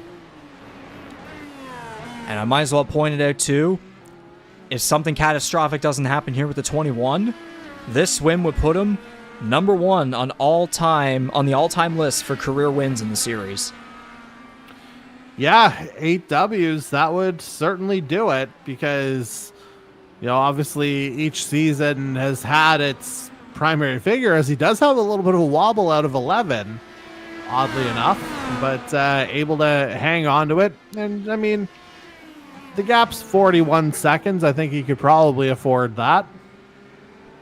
Well, do recall behind the scenes there was some little shenanigans going on between the two of us going into this race. Just having some fun, and Sexton brought up the commentator's jinx. Hopefully it doesn't strike against him. So hopefully whenever we get the white flag, he's able to make it back around. Well, I mean, he still has just less than 2 laps to go, so I guess we can make that point now. Yeah, lap and a half, just, matter of just keeping everything consistent right now, I think, as much as anything. And this would arguably be, I think, out of the portfolio of wins that he's had, this will go down as probably like one of the 2 or 3 most dominant if he's able to hang on. And easily one of the most historical nights in Canadian Motorsports Network history and IndyCar Series history, specifically as Bradley Sexton gets the white flag for the 3rd annual 107 miles of Laguna Seca. 1 lap to go until he may go potentially 7 for 8 in the Mario Andretti Cup. And he used push to pass on the straight. Are you kidding me? That's diabolical. Oh, man. Well, he just set his fastest lap of the race, 108.643. I mean, what else can you say about this guy? Well, I mean, he's just... If there was even 0.001% of a doubt before, yeah, that should be gone now. As long as he makes it through the corkscrew well for one final time, it's all good. Yeah, well, I mean, easier said than done, but, you know, masterful entry. Yep. Solid exit. You know, academic.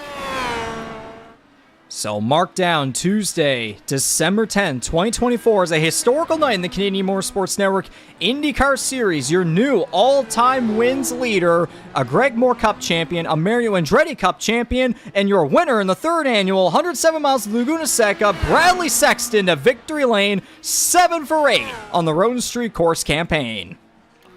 Man, oh man, just another clinic in terms of how he was able to execute. Nailed the strategy right off the hop, starting with the primary tire. I think that was ultimately the best call in terms of the fact that the track was always going to come back to the softs later on as the temperature decreased. So, you know, nailed that, was able to get that jump straight away. The fact that he'd built up a couple of seconds off of lap 1 or even in the middle of lap 1 as Sears just now crosses in second. You know, there was briefly a battle with this man, Jordan Kalinian, but, you know, was able to outlast him and was just able to put it on cruise control after that.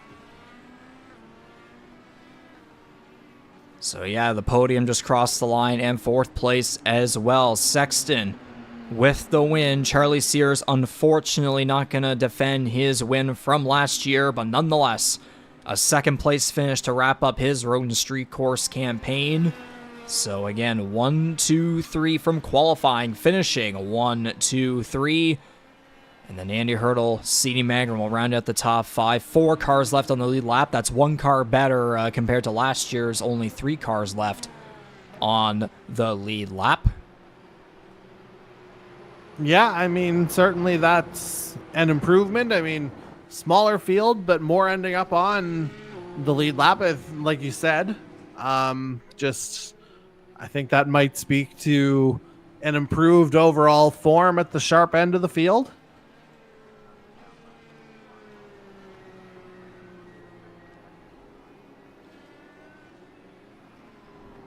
So yes, AJ Kneckel and Charlie Sears make room for Big Bad Brad. Or whatever the full name was that he put in. Or, well, no, maybe we won't go that far. No, because he dared me to say what was said behind the scenes. Absolutely not. Yeah, no, he wound up more than satisfied with this performance anyway, so it wouldn't apply. Exactly. What a star-studded podium this is, though. Bradley Sexton, Charlie Sears, and Jordan Kalinian. 2 of these guys for sure, the 21 and the 00, will be fully going at it for the AJ Foy Cup next Tuesday night. That is one way to celebrate, Bradley. Yeah, sure. I mean, at this point...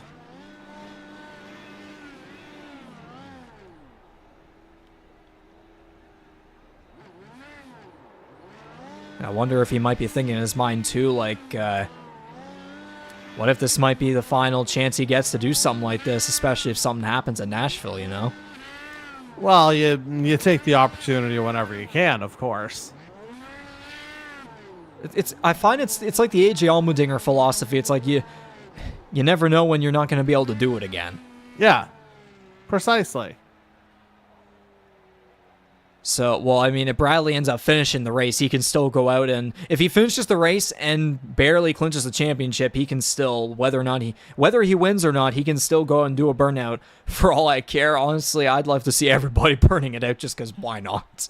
Well, I mean, especially if he winds up sweeping all the titles, like, Yes. yeah, you burn out for, all it's worth.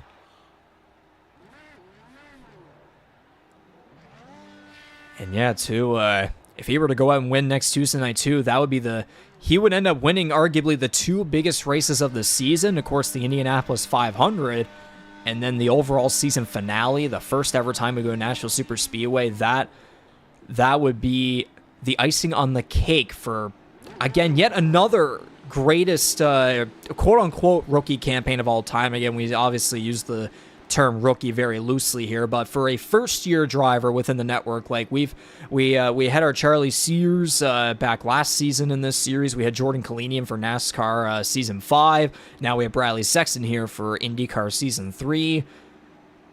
And hopefully maybe we get somebody else down the line for maybe NASCAR season 6, IndyCar season 4, if we do end up commencing those seasons, of course, in 2025. Obviously, stay tuned to our social media pages within the next couple of months for any news or information on that. But if we were able to get a couple more drivers to kind of keep that pattern, that rhythm going, that would certainly be great to see and be able to fulfill some more history here within the Canadian E-Motorsports Network. And so now let's go through the unofficial results here for tonight's third annual 107 miles at Laguna Seca. Of course, Sexton getting the win. Charlie Sears, Jordan Kalinian rounding out the podium. Andy Hurnell rounding out the lead lap cars in fourth place. C.D. Magrum claims the final spot in the top 5, one lap down, along with Jose Mercado and Corbin McCauley. Jason Heaney, Kyle Noll, and Mark Goulette will round out the top 10. Decent performances for the most part out of those guys. And then to round it all out, the two drivers that DNF'd out of this race, Bryce Fontaine and Mike Marini, 11th and 12th, rounding out the 12-car field. Jory, do you have any final words to say before we get to this interview here with Bradley Sexton? I mean, I think the times that you saw between Sexton and the rest of the field said more than I ever could. Like, that tells the story as much as anything else, because that was, again, just as clinical as it gets.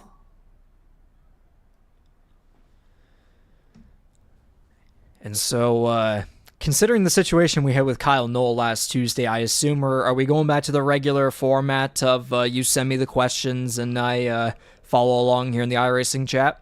That, sir, is entirely your call.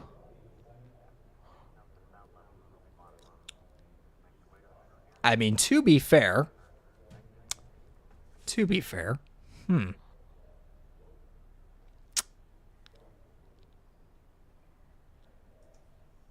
I think considering how well last Tuesday went with Kyle, I feel like it would be respectful to you to try it again.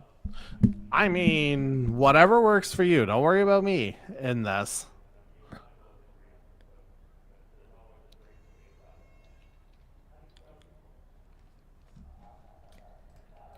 So we're going to try to see here if we can replicate what we had back last Tuesday in that post-race winner interview with Kyle Noll. Of course, due to certain circumstances, we had to actually get him into our control room, and Jordy was finally, for the first time in forever, able to actually communicate with the driver after all the time of having to send me the questions through iRacing voice chat. Or, yeah, send me the questions, and then I would put them through iRacing voice chat to the driver. Yeah, see how it goes.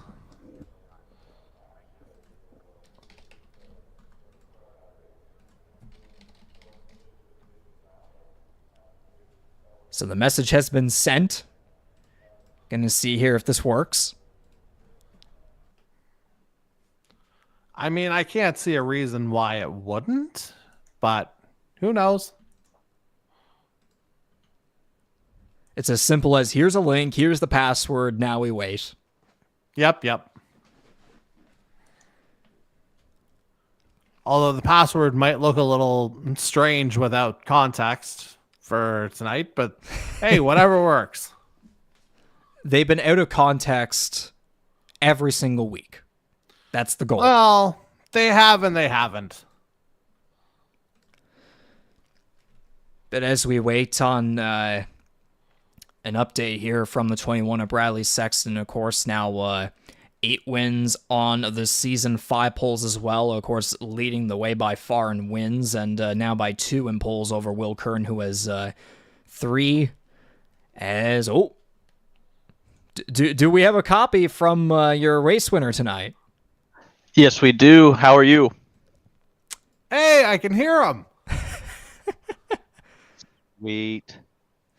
Alrighty. The number 21 of Bradley Sexton for 499 Racing out of Fishers, Indiana. Bradley making history here tonight on this Tuesday, December 10th here in 2024. You became the new all-time wins leader here within the Canadian Motorsports Network IndyCar Series with 8 wins now over AJ Knickel and Charlie Sears, other past Greg Moore Cup champions now with 7 wins each for the both of them.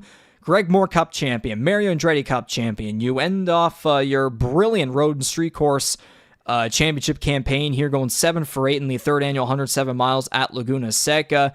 Just hearing all those feats, all those accomplishments, like what's going through your head right now, and what does it mean to have ended such an outstanding first-year campaign like this on such a high note? Oh man, it's amazing. I am so proud of the work this season, the team we've all done. I feel pretty well. I'm really happy to get to work with Charlie Sears and now Andy Hurdle and Stephen Ellis, guys like those. It's been phenomenal. They gave me really good targets to try to reach and see if I could try to surpass those. So really, truly, it's been an honor to race with those guys, and has been a lot of fun racing with everybody in the Canadian E-Motorsports Network Series. Yeah, it's genuinely just so rewarding to hear all of those accomplishments there. I'm very blessed and very proud. And now let's go into tonight's race here at WeatherTech Raceway Laguna Seca. Big win, obviously, to wrap out this road and street course campaign. And, going into this race, of course, we had the recent iRacing update, the debris refresh, I believe. That's how Jordy called it there. A track like this, with the harsh track conditions that there were here tonight, plus with, that update, the debris, the marbles, the gravel over the place, and how it really messed around with the tires, having obviously the 2 different tire combines here tonight. Just go take us through a bit of a ride on how tonight's race was from your perspective, and how it was dealing with that update here, especially for the first time with a track like Laguna Seca. Yeah, I mean, what a track to do the debris refresh on. With a lot of sand and dust and dirt and gravel that's possible to get kicked up there. Thankfully I was able to run quite a bit today before, wasn't necessarily running the IndyCar, but at least getting my feet wet with the new debris system, I think was a good thing to have in my back pocket as we move into this race. And with that 30-minute practice session prior to, it was just great to see what the car did, especially in the corkscrew. I feel like the corkscrew and then getting onto that back straight, those are the 2 sketchiest areas where if you had any gravel on the track, it just really, really got treacherous. So, yeah, I mean, what a day for the update, but honestly, I felt really comfortable. It was a good race to be able to fuel save and just kind of chill out there out front, and then run my own race and see what happens.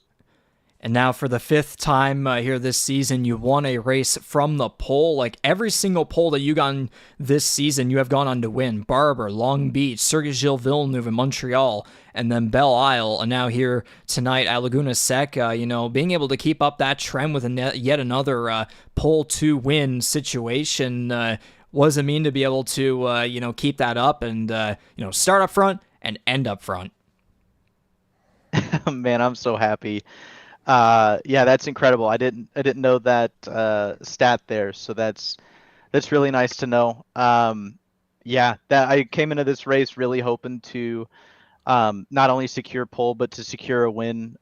Really was trying to push for 100% on the road and street courses after it started to look like that might be a possibility. As I mentioned before and other times that we've spoke, like it's definitely a competitive series in here. And as I was joking with Charlie before we jumped off our team chat, sad he took that one in Mid Ohio, but happy for him. But yeah, would have loved to go 100%. But it just means a lot for sure to not only have secured the championship on the road and street side, the overall side as well, but to have converted all the poles there to wins. That means a lot, and that's a really cool fact.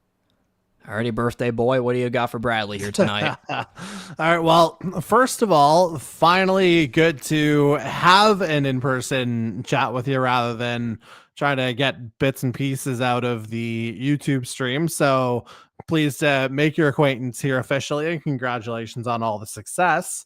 Thank you so much. Happy birthday. Thank you so much. Yeah, going a little bit deeper into tonight. Yeah, there was the big margin at the end, but it wasn't necessarily like set in stone right away because obviously Jordan Kalinian did put that early charge in to at least keep you honest for most of that first stint. So as you had him attacking behind you, from your perspective, what was the kind of operative in terms of making sure the defenses happen properly in order to make sure you were able to eventually leave them behind?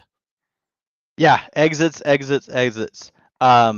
Being on the primary tires and him being on the alternates, I knew that every single exit to any, long straight at all was going to be imperative. He definitely did have me nervous, especially there in the beginning.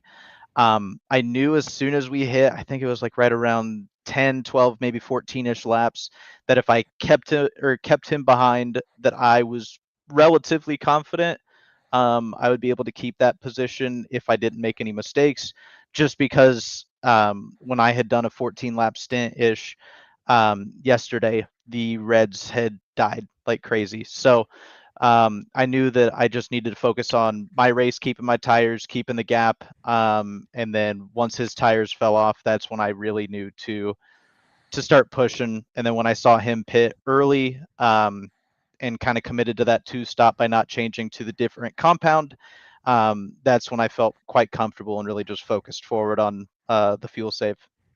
Yeah, and obviously everything went to plan as you pretty much split the race in half with the stop at the end of lap 24. But when you get into that situation when you have that gap that you can build on, like it's easy to, not lose train of thought per se, but maybe to kind of take the foot off the gas a little bit. So on a night like tonight, where you knew you had that, the gap over pretty much the entire field, and once you realized you could kind of keep building on it, what was the biggest thing that sort of kept you locked in over the course of the second half of the race, just to run away with it the way you did? Yeah, honestly, my teammate Charlie, we were in our team chat together, and we were, working quite hard to keep each other focused, and knew it was going to be a long race. Knew we were going to have to focus on the fuel saving, and Charlie's race, trying to make sure he came out ahead of Jordan, or stayed out ahead of Jordan when Jordan made his final stop. That was huge. But yeah, I mean, like you said, mental fatigue really played a little bit of a factor, I feel like, in this race. But with the new wheel upgrade that I did to direct drive, it honestly kind of forced me to stay quite focused, as there were a lot more sensations in the wheel that I didn't have with the prior belt driven one. So I feel like that was a good way to keep me focused. Yeah, and well, I mean, we've seen the end results of it for the most part since it's happened, but how has that transition gone for you in terms of the hardware upgrades, shall we say? Yeah, it's been good. I'm really, really happy with the equipment, but it's been a bit of a learning experience trying to get the force feedback and everything dialed in. I have it dialed in, I feel like, on the road course side, but on the oval side, there's still quite a bit of work to do. So today with the new, season or iRacing 2025 season one update that came out today, went ahead and finally purchased Nashville. So maybe I'll be able to get it dialed in before then. Well, yeah, now you got some time to go for that and to try and lock down the sweep on all three championships. But in order to get to all that, I'll throw it back to Reeks. So again, congrats on everything so far. And yeah, we'll see if you're able to make it 9 out of 16 next week. Thank you very much. And yeah, going off of that point that Jordy was saying there, next Tuesday night, the season finale, the Music City Championship race presented by Side Launch Brewing at Nashville Superspeedway, our first ever time within the Canadian E-Motorsports Network going to that Tennessee oval to wrap up the Greg Moore Cup and, of course, the AJ Foy Cup in there as well.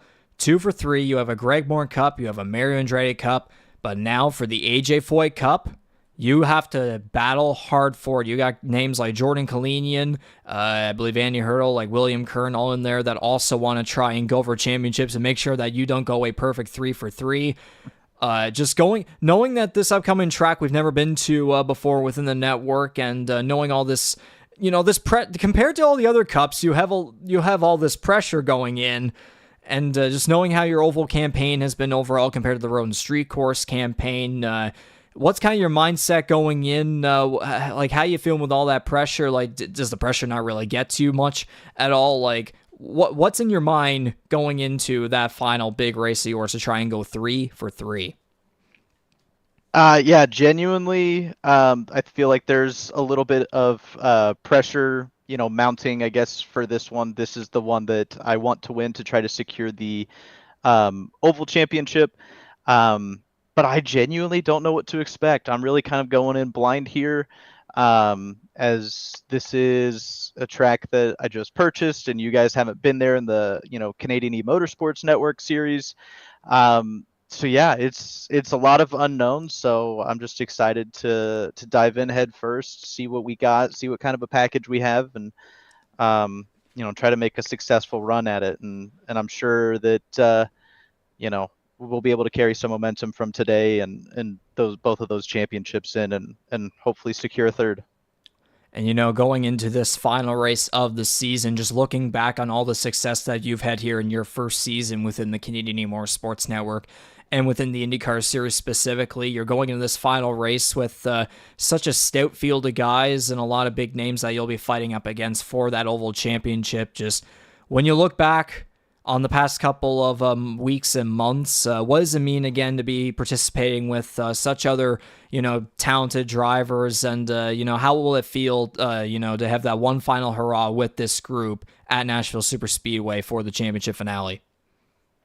Pretty amazing. Again, like I mentioned earlier, this is a great group of guys. Been a lot of fun, a lot of good, respectful racing, and I've really enjoyed it. So kind of sad that the IndyCar season is coming to an end.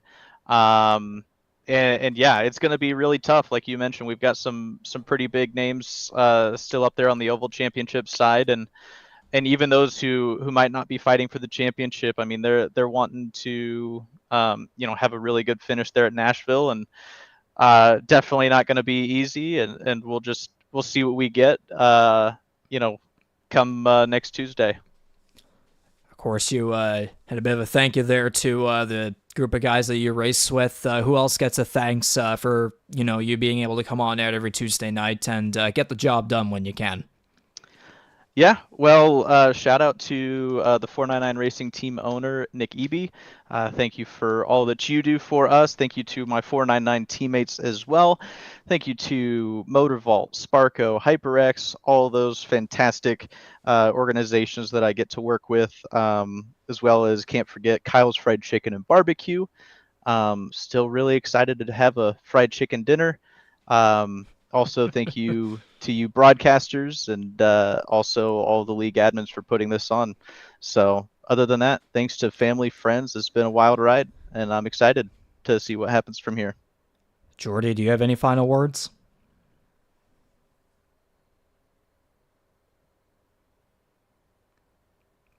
Birthday boy. I'm briefly had the headphones off, but I am here. Any final words? Like I said, in regards to tonight, anyway, the like the timing sheet will kind of speak for itself in terms of how it went. I mean, yeah, there was a challenge in the beginning, but as Bradley Sexton sort of alluded to over the course of our chat, like once that kind of faded away, he was able to kind of lock in and make sure that he was all good. But yeah, now there's literally only one thing to play for, 1 week to play for it. So I think, we're finally at the point where, a little bit of excitement as we get closer and closer to the holiday season. And I'm looking forward to seeing how this all wraps up, especially since there's still so much to play for on the oval side of things. Good to hear, good to hear. And with all that being said, that does it for this post-race winner interview for the third annual 107 miles at Laguna Seca here at the WeatherTech Raceway Laguna Seca in the virtual state of California. Your race winner, the new all-time wins leader in the Canadian E-Motorsports Network Indycar Series, first-year driver Bradley Sexton for 499 Racing out of Fishers, Indiana, your Greg Moore Cup champion and your Mario Andretti Cup champion. And looking forward to trying to go a perfect 3 for 3 with the AJ Foy Cup next Tuesday night at Nashville Super Speedway. Our first time there within the network, of course. Bradley, once again, congratulations on yet another victory and best of luck in your chase for 3 for 3 next Tuesday.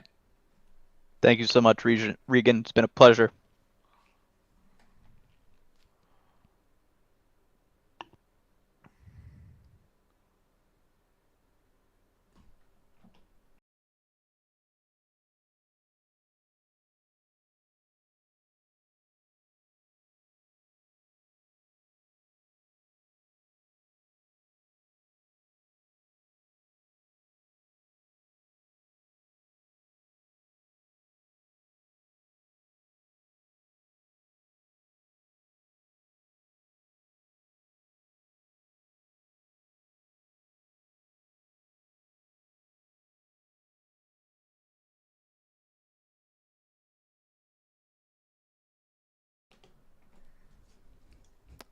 Alrighty, and there you have it. That was our post-race winner interview there with Bradley Sexton. As virtually we are getting absolutely blinded right now, not anymore. But Jordy, 2 weeks in a row where we both get to talk to the winner of the race. Again, after kind of that momentum that we were getting off of an incredible interview with Kyle Knoll last Tuesday after the Fort River 250 at Auto Club Speedway. We just had to keep this going and, had to be, kind of fair and respectful to you for your little special day too. So yet again, keeping it up 2 weeks in a row, both of us talking to the race winner. And I gotta say too, I've really noticed that dynamic between us where I'm that kind of guy that's going, for those really big storylines and, the big, the notable statistics and everything. And then on your side, you're really, really good at being able to point out some of the specific stuff that drivers have to deal with every single race and, kind of looking towards the future and how the drivers are able to,